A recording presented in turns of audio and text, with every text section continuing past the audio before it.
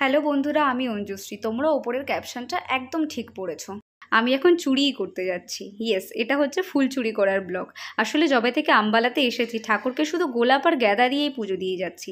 কিন্তু আমি আর আমার বর এদিক ওদিক ঘুরতে ঘুরতে একটা পার্ক খুঁজে পেয়েছি, আর ওই পার্কে রয়েছে অনেক ফুল গাছ। ব্যাস আর কি, আমার বাঙালি সত্তা জেগে উঠলো।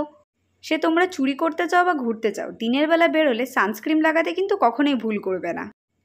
এই দেখো একটা ফাইটার এয়ারক্রাফট। আমি এটা নাম জানি না, আমার বর বলতে পারবে। আর এখান থেকে একটুখানি গেলেই আমার বরের অফিস।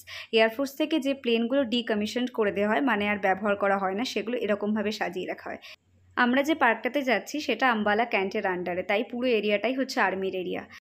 পাশে যে হোয়াইট কালারের বিল্ডিংটা দেখতে পাচ্ছ, এটা হচ্ছে আর্মির একটা সিনেমা হল। নতুন যে মুভিগুলো রিলিজ হয় সেগুলো কিন্তু এখানেও চলে, চাইলেই এসে দেখতে পারা যায়। কিন্তু বাইরে সিভিলিয়ানরা অ্যালাউ নেই, শুধুমাত্র ডিফেন্স পার্সন আর তাদের ফ্যামিলি মেম্বার্সরা অ্যালাউ। আর্মি থেকেও যেই ট্যাঙ্কগুলো আর ইউজ করা হয় না যুদ্ধে, ওরা এরকমভাবে রাস্তায় রাস্তায় সাজিয়ে রেখে দেয়। চলে এসেছি পার্কে। পার্কের নাম হচ্ছে পাটিল পার্ক। আমাদের বাড়ি থেকে খুব একটা বেশি দূরে না, মাত্র 10-15 মিনিট লাগে আসতে। গাড়ি রেখে দিয়েছি পার্কিং, এখন ভেতরে যাচ্ছি। এই পার্কটা না বাকি পার্কগুলোর থেকে আলাদা, কারণ এই পার্কটা হচ্ছে প্রেম করার জন্য আদর্শ জায়গা, আর বাকি সব পার্কগুলো হচ্ছে চিলড্রেন্স পার্ক। তাই এইটা আমাদের পার্টিকুলারলি ভীষণ ভালো লেগেছে। আমার তো আরেকটা কারণে ভালো লেগেছে, কারণ এখানে রয়েছে অনেক ফুল গাছ। দেখতেই পাচ্ছ, এসে আমার চোরপান্তি শুরু হয়ে গেছে। আমার কাঁধে যে ব্যাগটা রয়েছে ওটা কিন্তু স্টাইলের জন্য না, আসলে ফুলগুলো পেড়ে লোকাতে তো হবে না, সামনাসামনি তো নিয়ে বেরোতে পারবো না, তাহলে তো দারোয়ানগুলো ধরে আটকে রাখবে। আমরা বাঙালি ব্রো, ফুল চুরি করাটা আমাদের রক্তে আছে। সেটা ফুল হোক বা পাশের বাড়ির কারুর গাছের লাউ হোক, আমাদের চোখে যদি একবার পড়ে যায় ব্যাস খাত। এত কিছুর মাঝখানে আমার বর একটা শর্তেই রাজি হয়েছে। বলেছে আমি যদি ধরা পড়েছি তাহলেও সবার সামনে অস্বীকার করে দেবে যে ও আমাকে চেনে।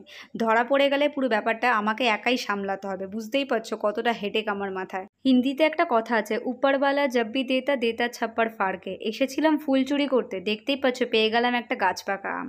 আমার তো একদম সোনায় সোহাগা আজকে। ফুল গাছ যেমন আছে, এই পার্কটাতে তেমন বেলপাতাও আছে, কারণ পার্কের ভেতরেই রয়েছে একটা শিব ঠাকুরের মন্দির।